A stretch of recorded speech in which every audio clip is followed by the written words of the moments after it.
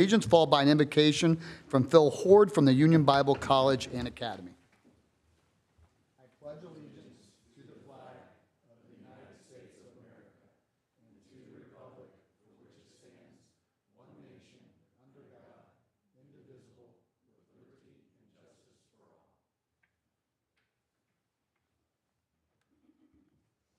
Father, we thank you for this day, this beautiful day in central Indiana. Thank you for this council, these servants that are leading this city. Thank you, most importantly, for this week and what it represents, that you sent down your Son to die for us and that he rose again so that we might rise in newness of life. Lord, I pray that you just bless this meeting, give our counselors wisdom and guidance and direction. Lord, I pray that you would raise up leaders in a day when, in a world void of much good leadership. Lord, I pray that you would just bless this body that's assembled together. In your name we pray. Amen. President Tam, would you please run this evening's meeting? Thank you, Mayor. We may call the roll for a quorum. Chad Huff. Here. Victor McCarty. Here. Patrick Tam. Here. Kurt Waninger. Here. John Dart. Here. Joe Deppner. Here. Noah Heron. Noah Heron is here. Thank you. We have a quorum. Thank you. Councilor Herron always knows how to make an appearance. Next order of business is approval of minutes from March 24th, 2025 meeting. Assuming all have had the opportunity to review those, we need a motion and a second. Make a motion to approve the minutes from March 24th, 2025. Second. We have a motion made by Councilor Waniger, seconded by Councilor McCarty. Seeing no other discussion, may we call the roll? Victor McCarty. Yes. Patrick Tam. Yes. Kurt Waninger. Yes. John Dart. Yes. Joe Deppner. Yes. Noah Heron. Yes. Chad Huff. Yes. Motion carries 7-0. Great. The next order of business is the approval of claims, assuming everyone's had a chance to review those and also learn what is a hot box reclaimer, which is with regards to asphalt. We need a motion and a second. Motion to approve the claims as presented. Second. We have a motion made by Councilor McCarty, a second by Councilor Huff. Seeing no other discussion, may we call the roll? If I could, Oh, I'd just go like to Sure. give you something for discussion or for understanding. There's a claim on your docket sheet for just under $6,000 or $600,000 that I think you guys are aware of. It has to do with reimbursement. We would like to code that with some dimensions so that we can track that project. So it's fine to go ahead and approve it tonight. I just wanted to give you advance notice that our plan is to issue a credit memo tomorrow so that we can input it back into the system using those dimension codes. So it would appear on your next docket sheet, but it will not be a duplicate payment. If that's okay with you guys, that's how we'd like to proceed. Any conversation about that? Seeing none, we're fine. Thank you. Okay, great. Patrick Tam. Yes. Kurt Waninger. Yes. John Dart.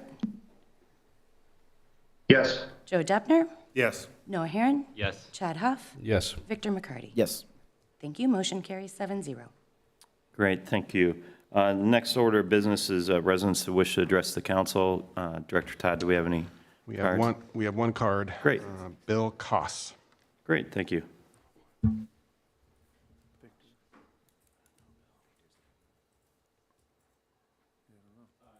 Bill Goss. I live at, or reside. 15420 Copper Beach Lane, Westfield. I want to thank you all for serving on the council. I know it takes your time away from family and other things you'd probably rather be doing, but we appreciate your service. Here in America, this country was built on serving and on the principles, I believe, of Jesus Christ. As we are here in Easter season coming up shortly, one of the principles that he did teach was that we don't lord it over those who we are in charge of or we lead, but rather we serve. And that's a kind of a contrary position to what a lot of people think leadership is supposed to be, but I think it's really the correct one, is that those who lead serve. And so I just want to remind you all and to encourage you to keep that in mind as you're making your rulings, that you're serving the people. You're not serving business.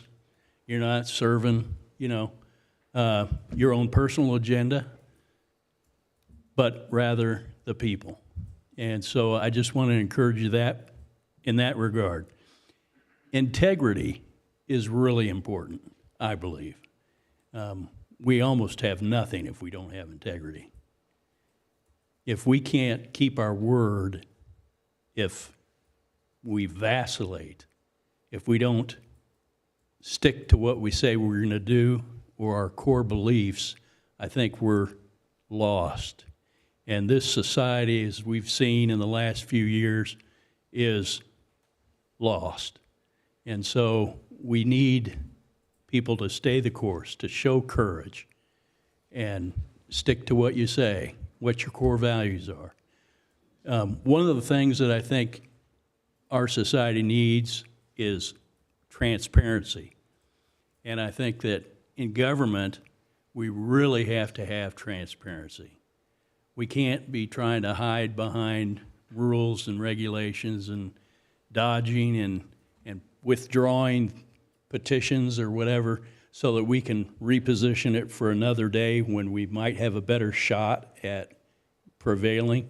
I think that what we need to do is probably have some kind of a rule that says you can't withdraw a petition to be heard more than or less than 3 weeks in advance of when you're supposed to be heard. So if you're on the docket, if you're on the agenda, you can't just withdraw the week before.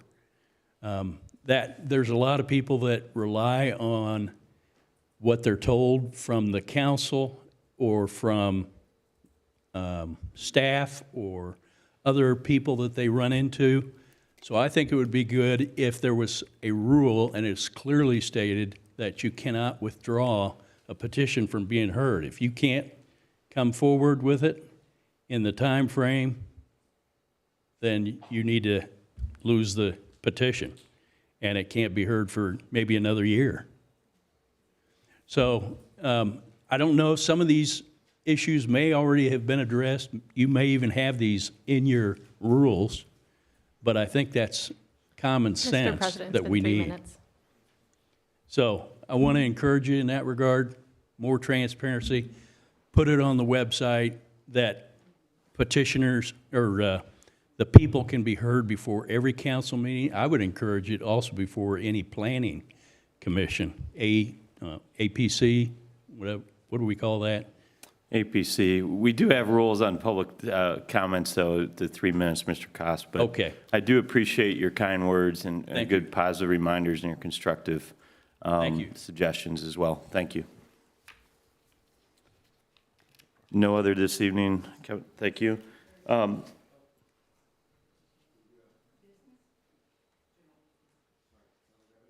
Yep, great.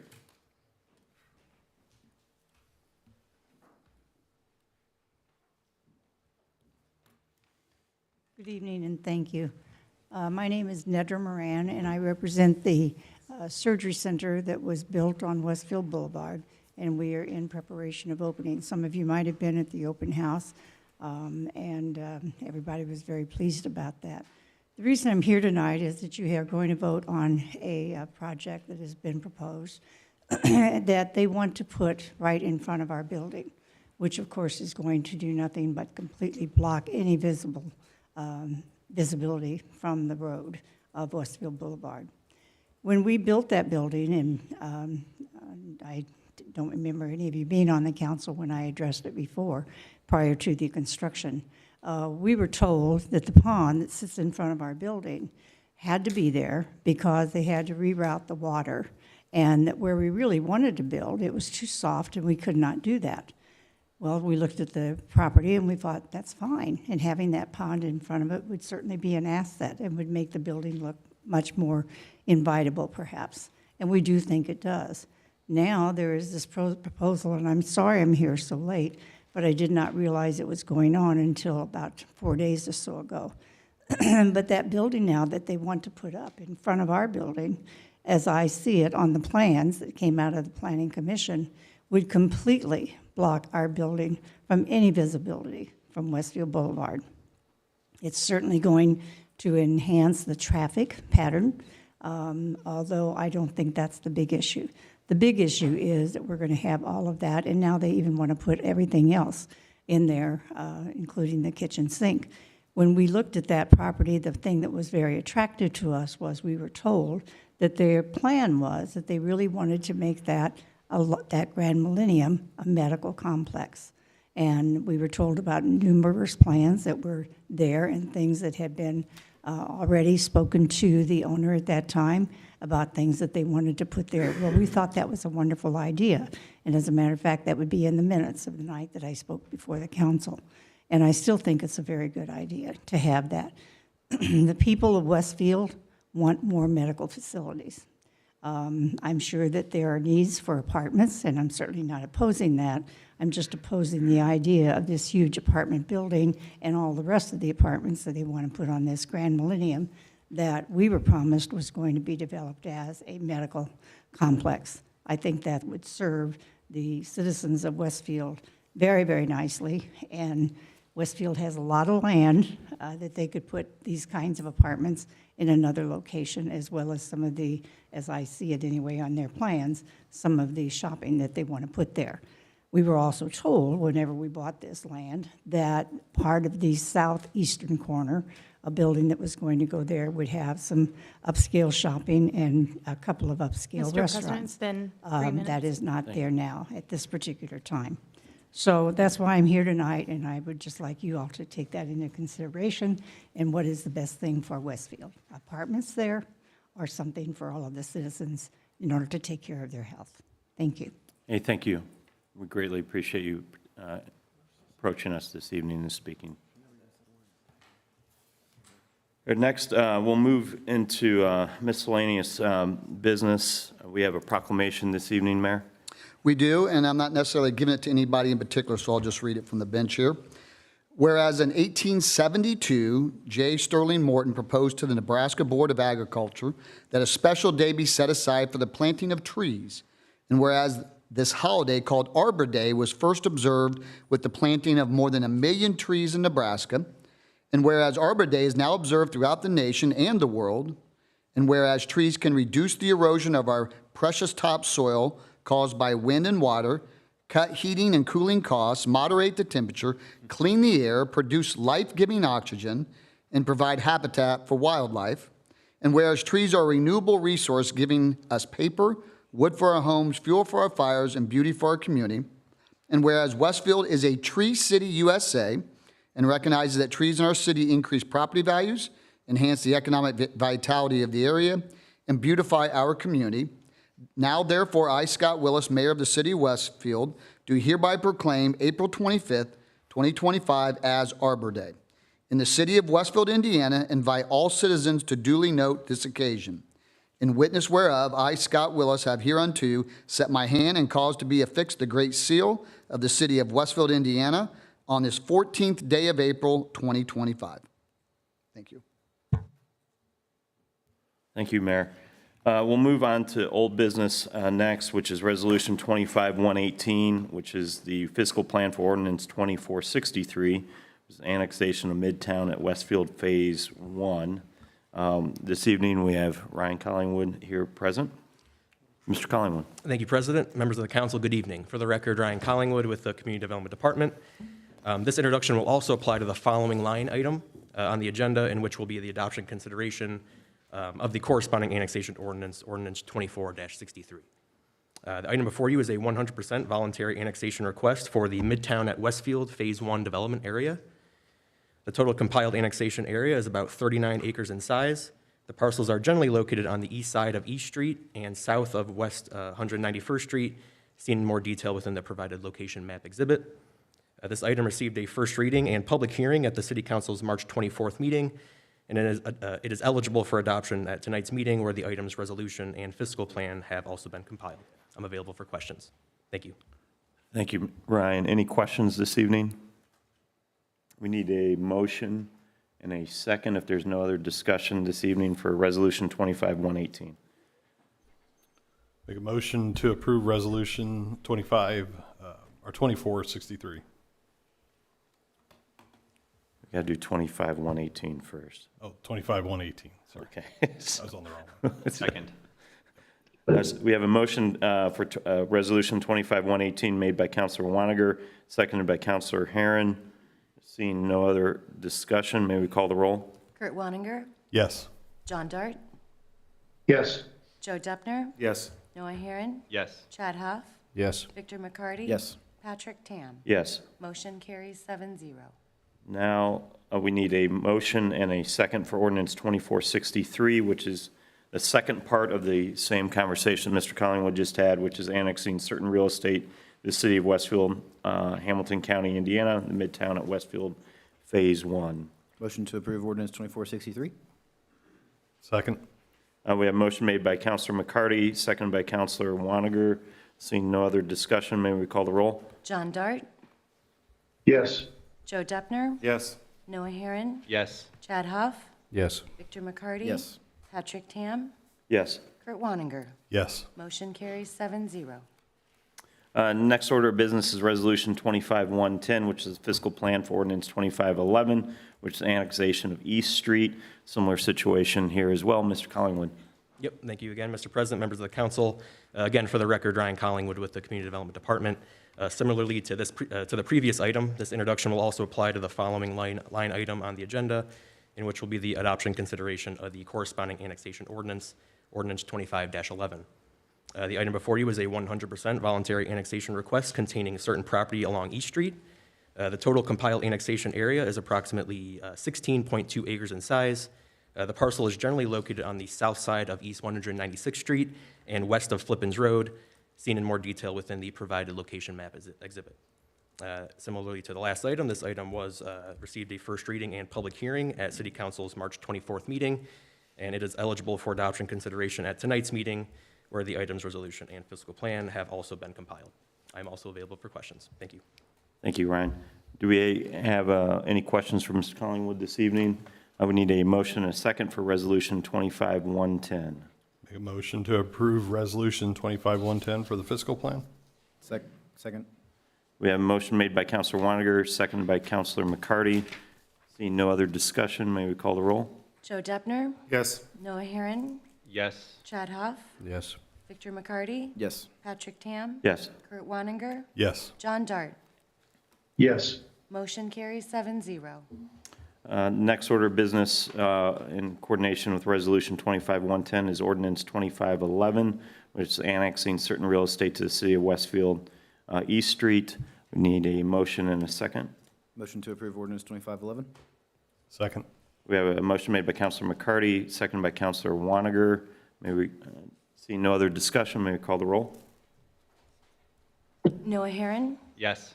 Chad Huff, Yes. Victor McCarty, Yes. Patrick Tam, Yes. Kurt Wanninger, Yes. John Dart, Yes. Joe Deppner. Yes. Motion carries 7-0. Thank you.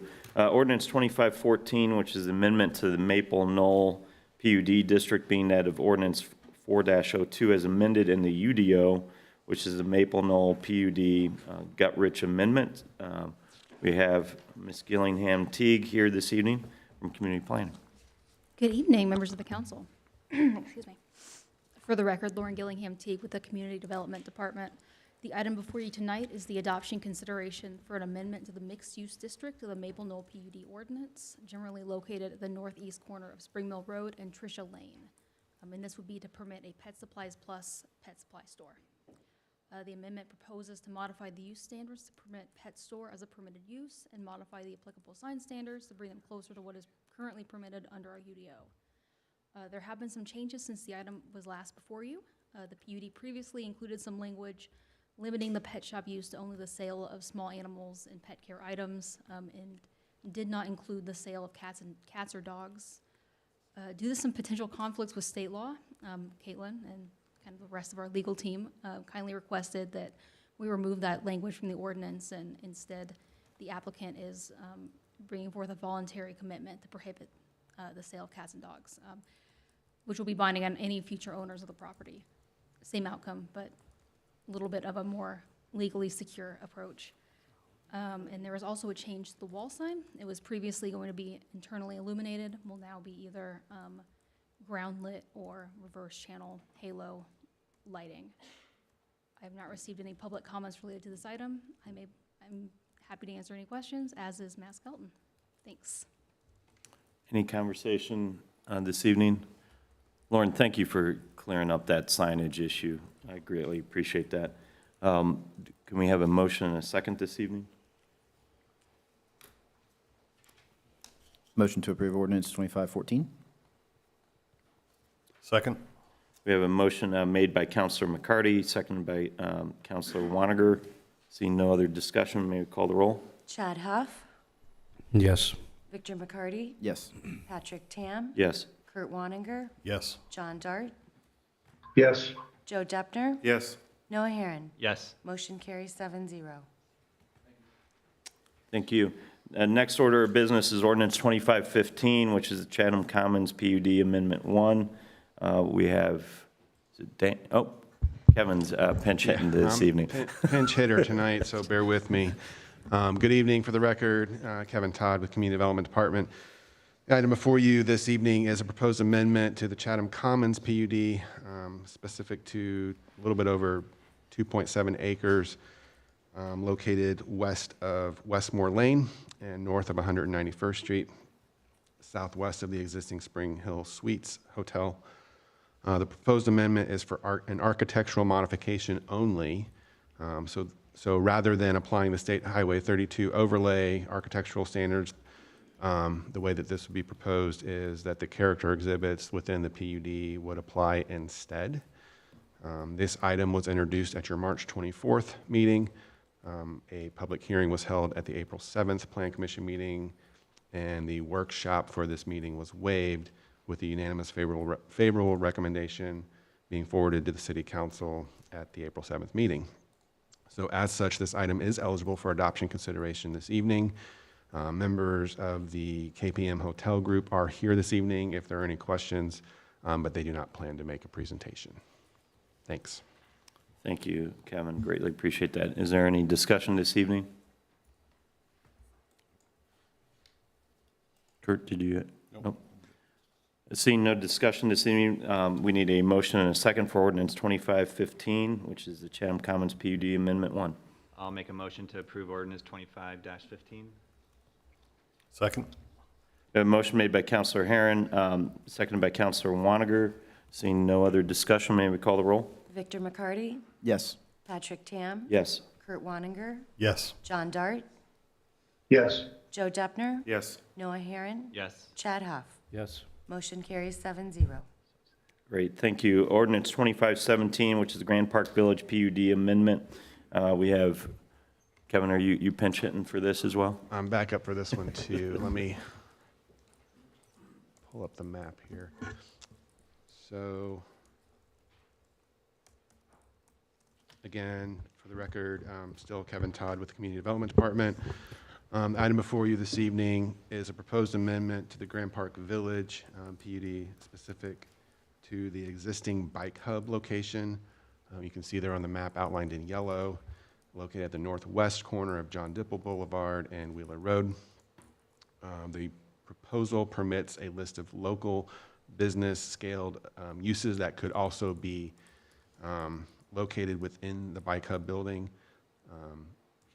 As a number of uses today currently are very limited. So the item was introduced at your March 24th council meeting. Public hearing was held at the April 7th Plan Commission meeting, where the workshop was waived for this item as well.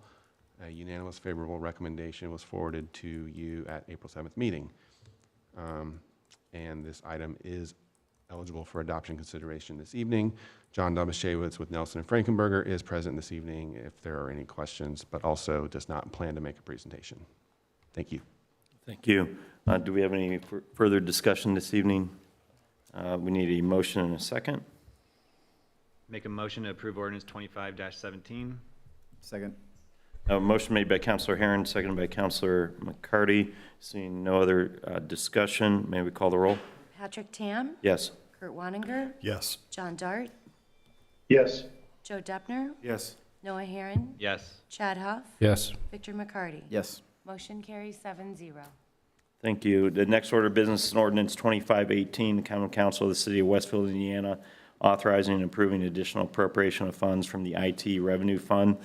Director Larson's here this evening. Good evening, Christopher Larson from the Informatics Department. No major change to this. It's as was last time before you. So just some additional funds that we've been holding on to start utilizing, and then all of our Grand Park funds will be going into these as we start collecting them from our GPSE agreement. Great, thank you, Chris. Any further discussion or questions this evening? We need a motion and a second. Make a motion to approve ordinance 2518. Second. We have a motion made by Counselor Wanninger, seconded by Counselor McCarty. Seeing no other discussion this evening, may we call the roll? Kurt Wanninger? Yes. John Dart? Yes. Joe Deppner? Yes. Noah Herron? Yes. Chad Huff? Yes. Victor McCarty? Yes. Patrick Tam? Yes. Motion carries 7-0. Thank you. Next order of business is ordinance 2471, which is the Grand Millennium Center Amendment. We have Mr. Collingwood here this evening for a presentation. Yes, thank you, President, members of the council. Again, for the record, Ryan Collingwood with the Community Development Department. The item before you is a proposed amendment to the Grand Millennium Center Planned Unit Development District. The subject parcels make up approximately 17.1 acres and are located generally on the west side of Westfield Boulevard, south of the new library development, and all within the Grand Millennium Planned Development area. The amendment proposal is to incorporate a new development concept plan and character exhibits into the PUD. The amendment request includes 3 new buildings, 2 of which will have mixed-use components, as well as other associated site improvements. The request also outlines increasing the maximum unit count to permit an additional 20 housing units. Since the item's council introduction, major updates include a developer commitment exhibit that has been compiled to outline how development occurs only if an agreement with the Economic Development Department is reached. If an economic development agreement is unable to be met, the development of the real estate will be administered as applicable through this proposed PUD amendment, other Grand Millennium Center PUD amendments, and the UDO. The item is in front of you this evening for its adoption and consideration from the City Council. The item received a public hearing at the January 14th ABC meeting and a 7-0 favorable recommendation at the to the City Council at the APC's April 7th meeting. David George of CRG Residential is present this evening for adoption and consideration. He does plan on providing a brief update to the Council tonight. Thank you very much. Great, thank you. Mr. George?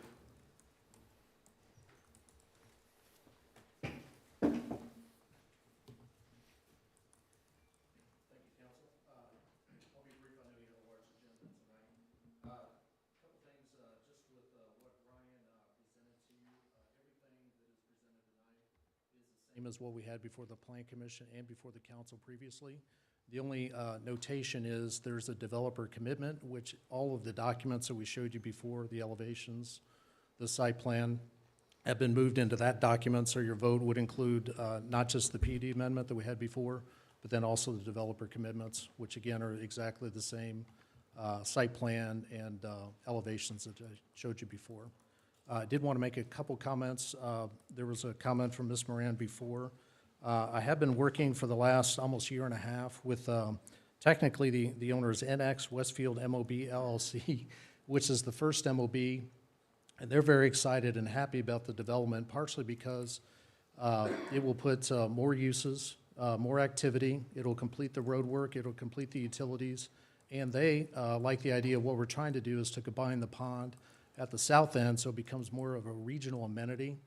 You're very close to obviously the Midland Trace Trail and the Monon Trail, so by having this as kind of like a middle area, so we'll be able to have at the southern building a nice plaza that we've shown you before in the exhibits, but then also the pond will have a nice path all the way around that with exercise stations and things like that. So by combining the detention into a regional facility, it allows us to do those sorts of things.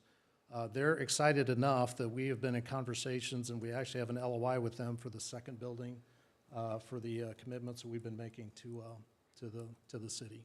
So we're moving towards a purchase agreement for that portion.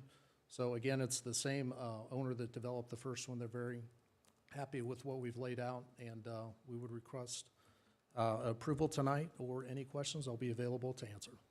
Great, thank you, Mr. George. Any questions for David this evening?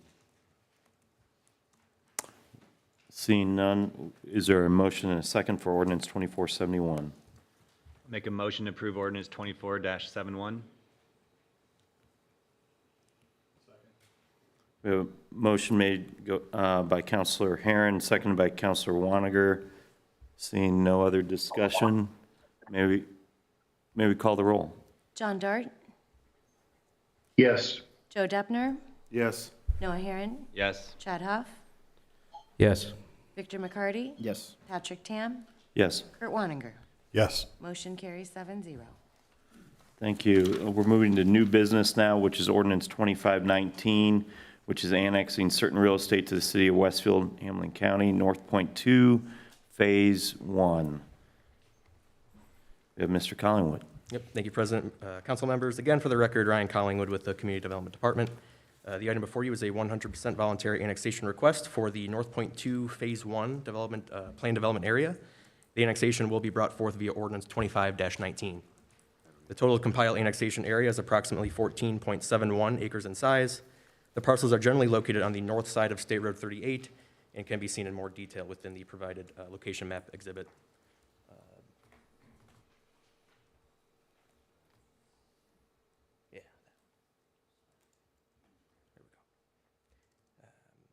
This item was noticed for a public hearing this evening and has been properly noticed and advertised. It will be eligible for adoption at your second April meeting in 2 weeks' time, where the fiscal plan will also be presented. I am available for any questions regarding the annexation petition. Thank you. Any questions for Mr. Collingwood this evening? We do need to conduct a public hearing this evening, so we'll open up the public hearing at 7:31 this evening.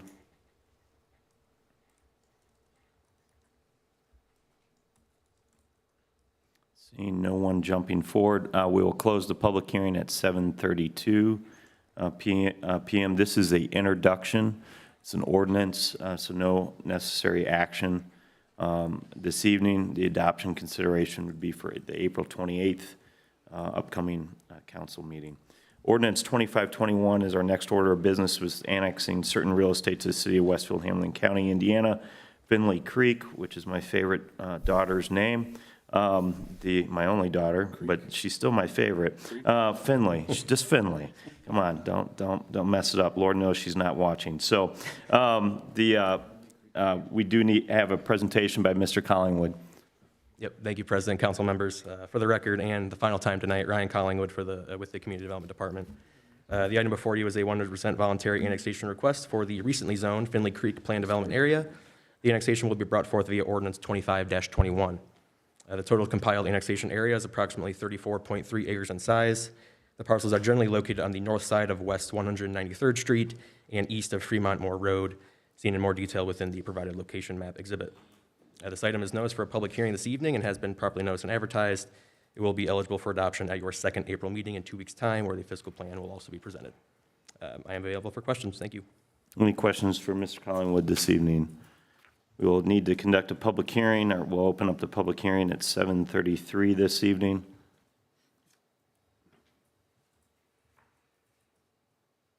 We will close the public hearing this evening at 7:33 as well. Again, this is just a new business, just an introduction. It will be eligible for adoption and potential consideration on April 28th.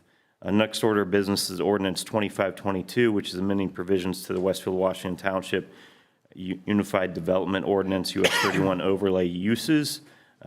We have Ms. Gillingham Teague this evening. Thank you, Mr. President. For the record, Lauren Gillingham Teague with the Community Development Department. The item before you tonight is the public hearing, or excuse me, the introduction for an amendment to the UDO that would limit the number of low taxable and non-taxable land uses by right within the 31 overlay district. This mostly pertains to the 15, 20 or so vacant parcels at the far north end of the township. It will not really apply to anything that is permitted already through a PUD, a variance, or predates the creation of the 31 overlay district. So it will not affect the the Westfield High School, Intermediate School, Riverview, or Community Health, McGregor Park, et cetera. It's in my memo. And it also adds a definition of truck stop. So this applies to the entirety of Westfield, Washington Township, not just the 31 overlay. As until now, our UDO has only contemplated there ever being gas stations. Did not really think about what would happen if a gas station developer, say a Circle K, wants to come in and build a gas station that also has semi-fueling spaces and semi-parking spaces, which has been suggested within the city. So this definition is pretty broad and would prevent that. If I could just add some history behind this. Thank you. No, you're okay. You did great. As Lauren mentioned, we shortly after taking office, we had some pretty tough proposals for development along US 31, including a massive truck stop at the entrance to Grand Park at 191st and US 31. So imagine semis getting off and navigating their multiple roundabouts in that area. Luckily, we were able to avoid it through some negotiating, but it exposed some gaps in our plan, US 31 overlay, and so I tasked Kevin's team to go back, let's tighten this up, let's make sure we don't have any more surprise development plans that would not be what we really envisioned there along 31. So this is cleaning that up, and I really appreciate Kevin and your team for doing that. Would that include a Buc-ee's? I've been to Buc-ee's. I know you're going to really be mad, Caitlin. Unimpressed. I'm just going to be honest with you. I don't want one here in Westfield. I don't think we could handle a Buc-ee's at that intersection. No, we The couldn't. traffic was down the interstate, but yes, including a Buc-ee's. Buc-ee's would require a BZA variance. It's in the hands of the BZA now. All right, everyone needs to behave. Do we have any further conversations or questions for Lauren this evening? Again, this is an ordinance this evening, so it's a introduction, but it does move to the APC for a public hearing on May 5th. The Resolution 25-117 is our next order of business, which is approving amendments to the declaratory resolution economic development plan for the East Side Economic Development Area and the creation of the Grand Millennium Center allocation areas. Our Director Fairman will make a presentation, as well as our outside legal counsel, Mr. Bingham from Barnes & Thornburg, as well. Thank you, Mr. President. And if you'll give me just a moment, I'm going to bring up the declaratory resolution. If I can find our, where's our folder? Oh, Windows. Yes.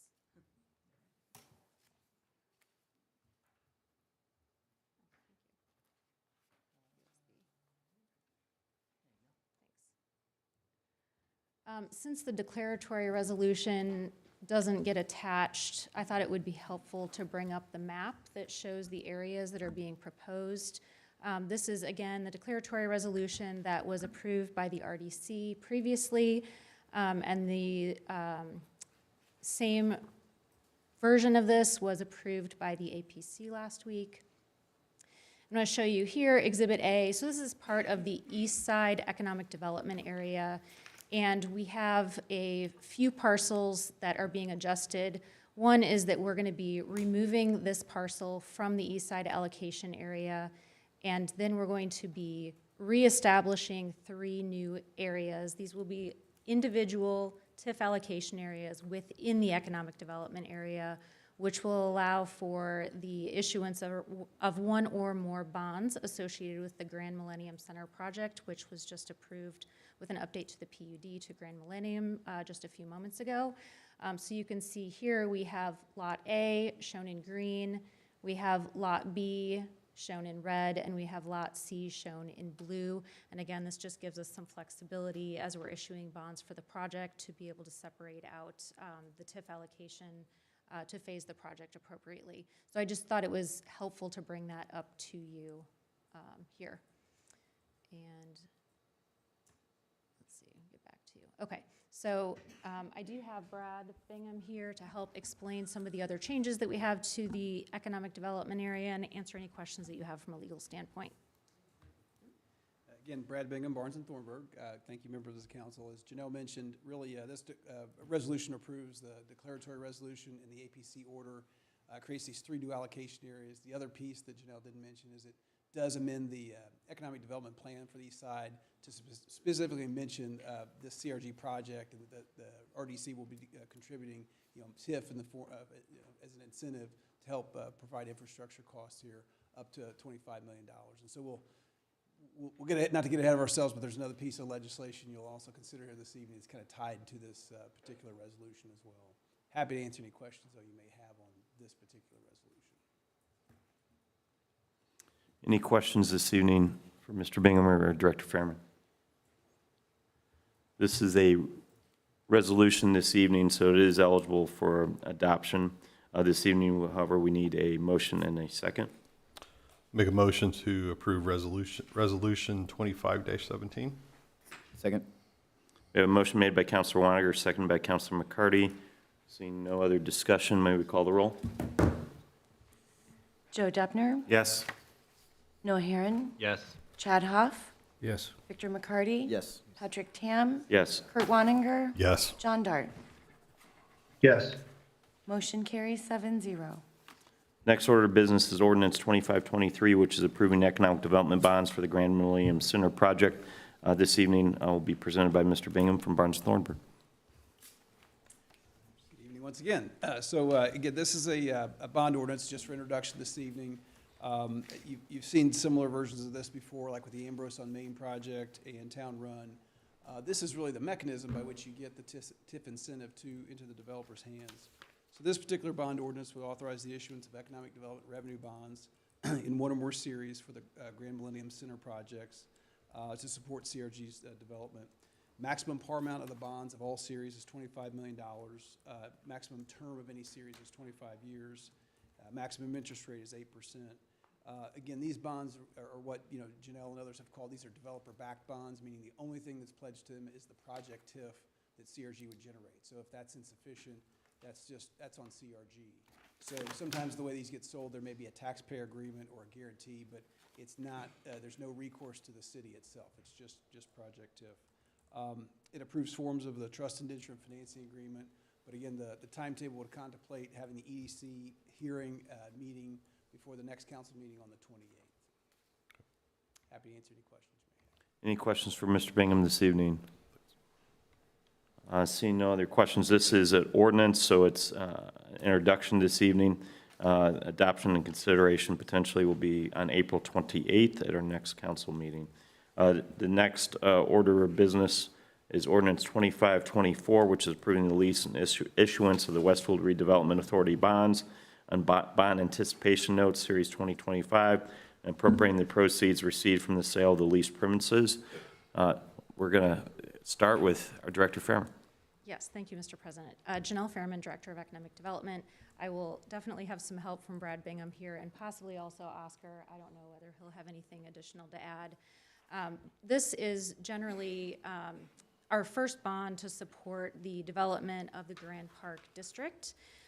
We are looking at a Phase 1 development plan that is currently in the conceptual phase with Keystone. This is associated with the development area north of 186th Street, south of the Grand Park Event Center. And with that development area, we have a parcel of land that is owned by a local landowner, Craig Wood, which is going to be purchased. And we also have an initial parking garage, which we're planning to build, which helps offset some of the structured or surface parking with structured parking at the Grand Park District. With the Keystone plan, which we're not ready to bring out here to the public yet, we're anticipating that Phase 1 would have 2 parking garages, possibly 3. The first one would be somewhere around 600 spaces. So at $35,000 to $40,000 a space, we're looking at somewhere in the $25 to $27 million to build that first parking garage. So this bond would be used, number one, to purchase the land that is currently owned by Craig Wood, and then also to build this municipal parking garage. So I'm going to let more of the details of the bond issuance be covered by Brad, but just wanted to kind of give you a background on what that money is intended to be spent for. Okay, so this ordinance does a number of things, so I want to kind of take a step to walk through each of those key points. This transaction is going to be structured as a lease financing, which I think you all have seen before, using the redevelopment authority and the commission as the two primary parties. And we're doing that because of the size of the financing and the fact that your certified shares will be pledged to the repayment source. And so anytime you have a project of this size, it's generally structured as a lease in order to avoid the city's indebtedness limitation. So this particular ordinance would approve the form of a lease agreement between the authority and the commission. Those lease rentals will be secured by the city's certified shares on parity with other obligations to which those have been pledged. The maximum term of the lease is 30 years. It could certainly be less. We wanted to allow for sufficient flexibility. Maximum annual lease rental payment is $3.5 million. Again, that's a maximum amount. The idea is when you actually sell your permanent financing, you'll come back to true those up and adjust those downward. This also authorizes the issuance of the redevelopment authority's bonds. That's a requirement. The council has to sign off on that.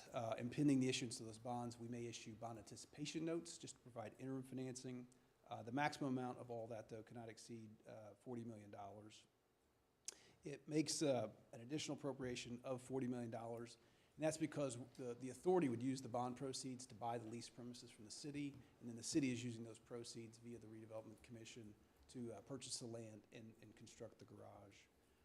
And as part of that, it also authorizes the transfer of the real estate from the city to the redevelopment authority, and that real estate really consists of existing roadways. So that's going to become the leased premises for which you're paying the lease rental payments.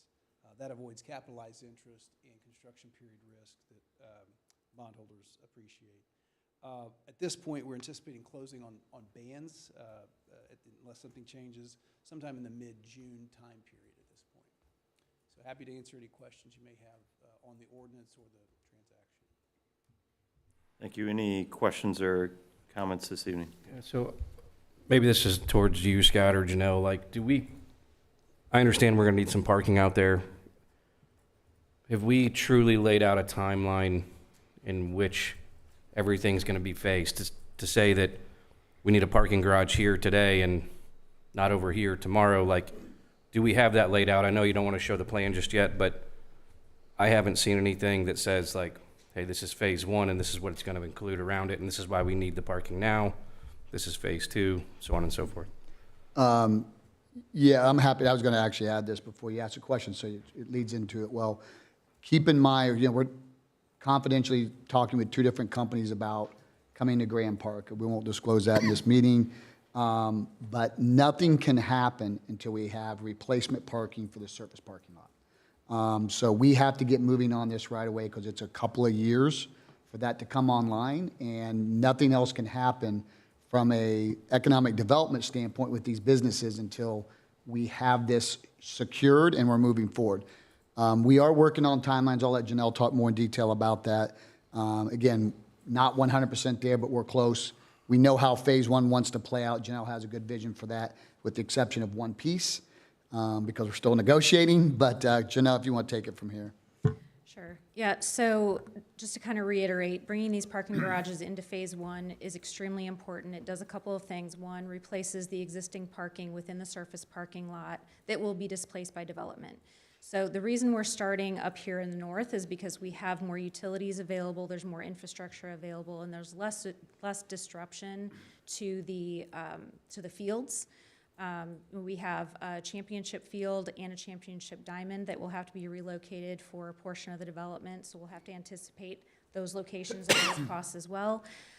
Having this first parking garage in place will allow the TIF that's generated by the first multifamily development to be used to help build additional infrastructure within the development itself.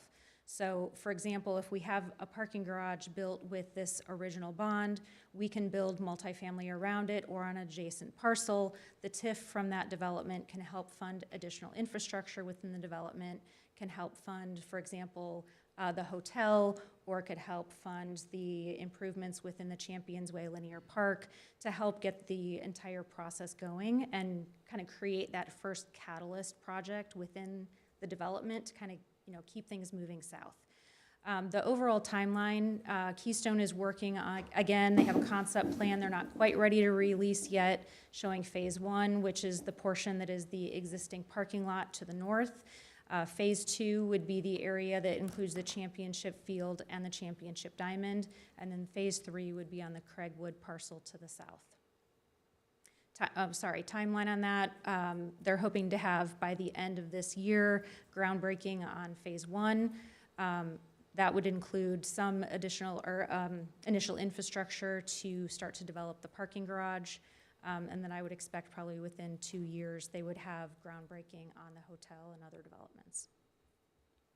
So we wouldn't build the parking garage until we have a couple of the confidential buyers building already, right? Or when we'd build the parking garage first and then hope that development happens after? So when does the first bond payment say nothing happens and we're stuck with a parking garage up there?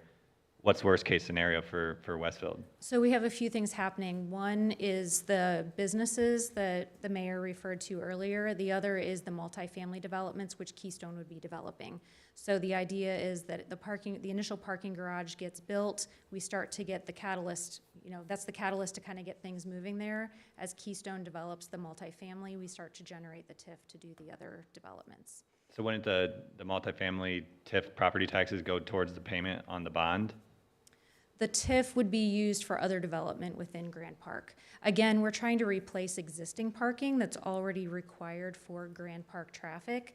The TIF from the multifamily development is not going to be sufficient to provide its own parking and then also provide parking to replace what's existing in the surface lots. So where do the payments for the bond come from? Oscar, you want to talk about repayment sources? Thank you.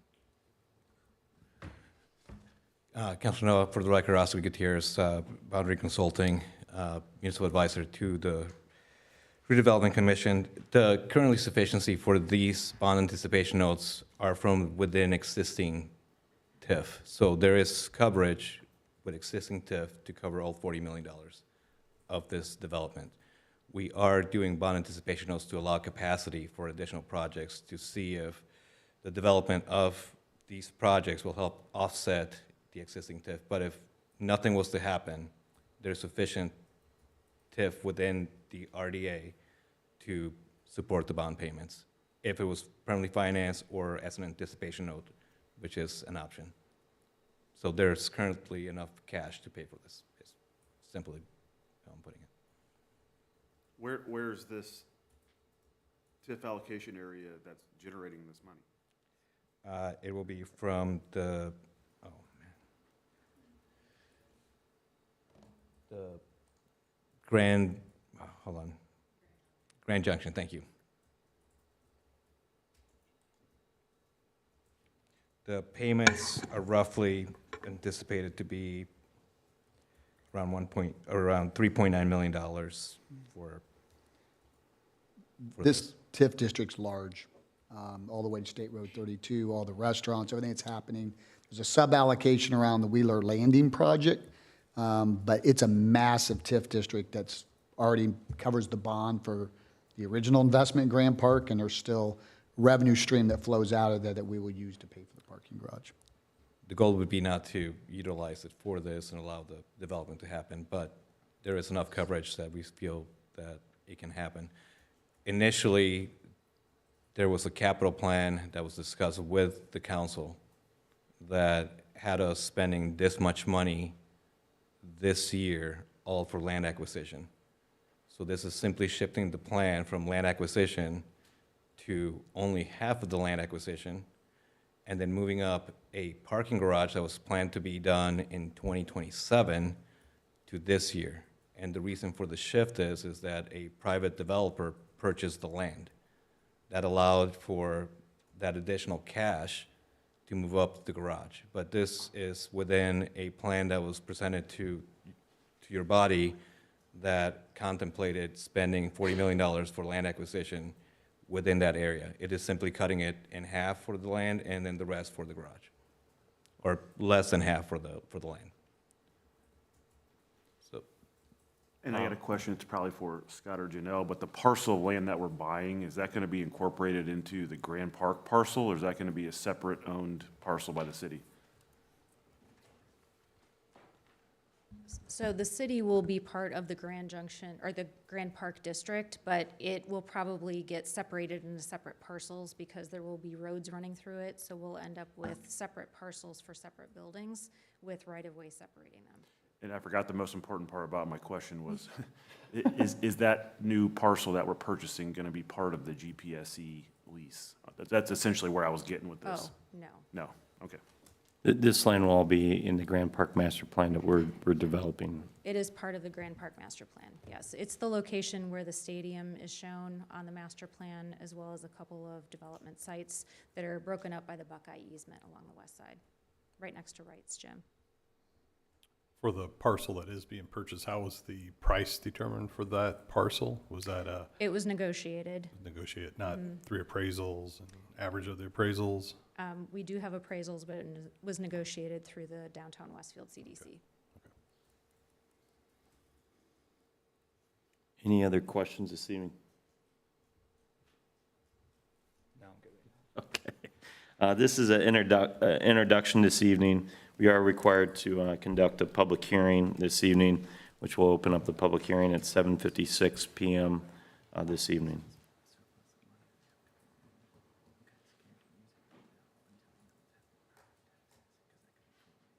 We're going to go ahead and close the public hearing at 7:56 as well this evening.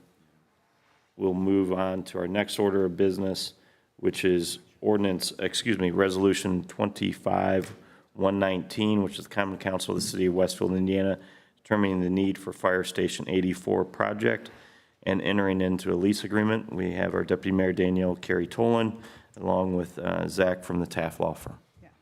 So before you, I'm Danielle Carey-Tolan, and you have a resolution, as we've already determined that we need a new fire station, Station 84.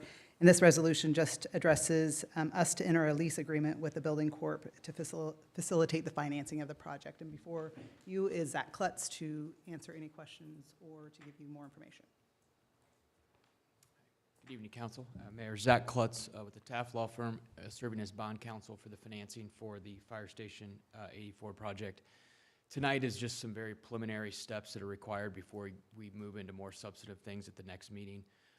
Before you is Resolution 25-119, which just is a resolution of this body finding that there's a need for the project, and then authorizing the negotiation of a lease between the city and the Westfield Building Corporation, and then setting a public hearing for your next meeting. That is Resolution 25119. This is going to be, the financing for Fire Station 84 will be very similar to the financing structure that was just discussed, although as opposed to using a redevelopment authority, we'll be using the Westfield Building Corporation.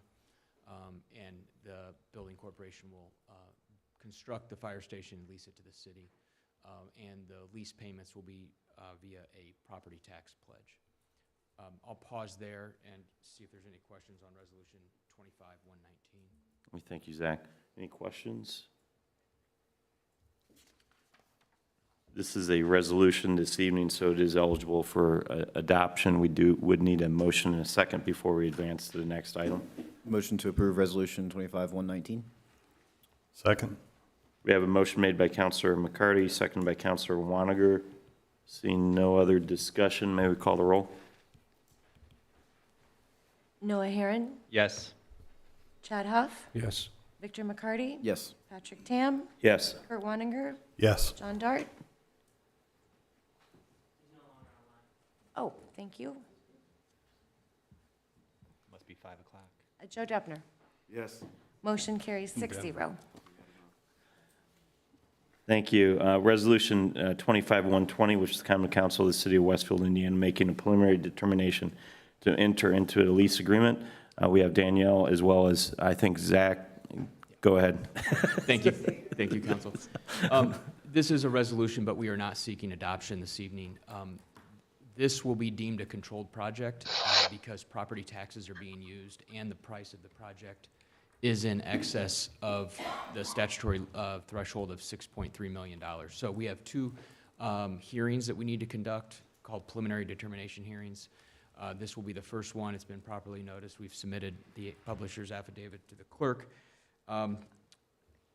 And this resolution, again, while it's not going to be adopted, this is a preliminary determination to move forward with a lease rental financing, which will involve a lease with a term of not to exceed 20 years, annual lease rental payments not to exceed $1,288,000, and bonds to be issued in an amount not to exceed $12,500,000, which will be issued by the Building Corp with an anticipated interest rate of between 3% and 6%, and we won't know that until the bonds are priced. In terms of timing, we anticipate a bond closing if all the approvals are made by this body in end of June. We will be before you at the next meeting for the second statutorily required public hearing, but all we're asking for this evening is to open up the public hearing on this preliminary determination, but not adoption or vote on the resolution. Thank you, Zach, for that clarification. Any questions or conversation this evening? Seeing none, we're going to open up the public hearing at 8 p.m.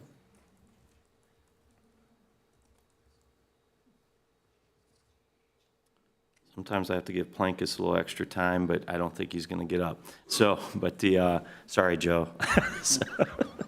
We're going to go ahead and close the public hearing at 8:01 this evening.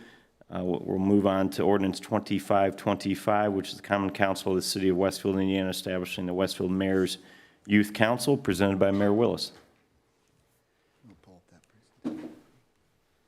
Thank you, President Tam. I'll try to keep this brief. As I know, it's amazing how quickly we've gotten through this agenda, but we've got a lot yet to do, so. No, it should be an actual PowerPoint presentation for me to speak from.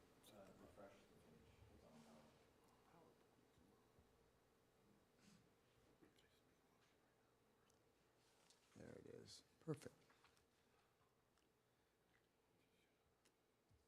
How do you blow that up? Technology is a wonderful thing.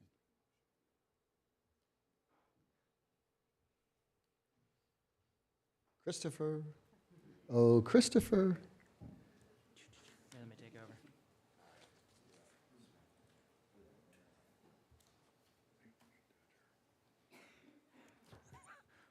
We could make a motion to adjourn. Second.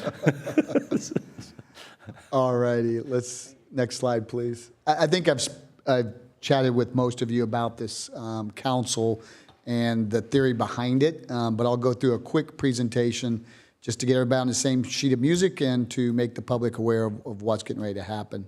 So the mission behind this is to inspire and empower exceptional young adults in Westfield by providing unique leadership and service opportunities that benefit both the youth and the community at large.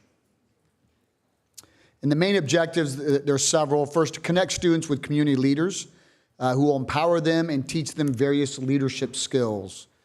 Develop ideas for, vote on, and implement a to-be-determined community plan based upon the community's needs and the cohort's passions. So, quite frankly, this is why it's coming to you as an ordinance. Typically, a mayor's council doesn't need an ordinance, but we're going to ask for some money to fund this. It won't be a lot, 5, 10, 15,000. And we're going to allow each class, as they learn about government and the process of getting PUDs and ordinances passed, they're going to bring to you all a vetted project that my staff helps them create, and you all get to vote on it. And they're going to try to make a sell to you on why it's a great project. It could be something as simple as a pocket park, maybe putting in a swing set. It could be a lot of different things, but it's going to be something that will serve and better the community. And again, a great value in them going through this process. Another objective is to ensure students understand how city government works by having them attend at a minimum of 4 public meetings during the school year, at least 2 per semester. Quite frankly, I think you all would agree, Everybody's very passionate about the federal government, what happens there, but very little of it actually touches us on a day-to-day basis. We're trying to educate our young folks on the importance of local government and the impacts it can have on their lives to hopefully get them more engaged in their community, whether they settle here in Westfield or other communities down the road. We want to teach our students how to campaign for and engage in a fair election process to establish officers. So they're going to vote, and they'll have a process of them campaigning themselves for an elected position, and then they'll go through a process of electing their leadership team, and then assist with various city events. So, you could call it extra mandatory voluntold, but being a part of this process, we want them engaged in city events and serving our community in those endeavors. Timeline, so the application process started on the 9th, and it will run through May 9th. This is extended to all students. It doesn't have to be a Westfield high school student. It can be a private school. It can be a charter school. It can be a homeschooler. The condition is they have to reside in the city of Westfield. All meetings will be hosted at the Westfield YMCA from 7:30 to 8:30 a.m. bi-weekly on Wednesdays, and the council will have 17 scheduled meetings. First meeting will kick off August 20th. Officer Election Day is October 1st. Developing Voting Beginning Civic Project will begin around the 15th of October, run for about a month, and then they'll start the process of presenting to you all and go through a normal process just like any other project that comes before you. And with that, I will open up to any questions you may have. How many candidates are you thinking of selecting for this? Thank About you. 20? About 20. Okay. And how will those candidates be vetted or selected? Have you formed a committee? Yeah, we have we have an employee in Kayla's group, Logan, who's going to be leading this, and she'll put together a committee to select. I'm trying to stay away from this so I don't have any, and I've already gotten some of my buddies' friends calling saying, what do I need to do to get on? What can you do to help me? I'm not writing any letters of recommendation or anything like that. I'm just going to stay away from it, and then we'll accept whatever Logan's team comes up with.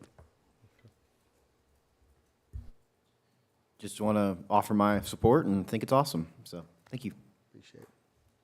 I think it's a great resume builder for our kids as well to be able to put on their application that they were involved in this. There's a few of these programs out there across the state. Logan did a great job of looking at best practices in other communities, not only in Indiana, but across the Midwest on what other communities are doing.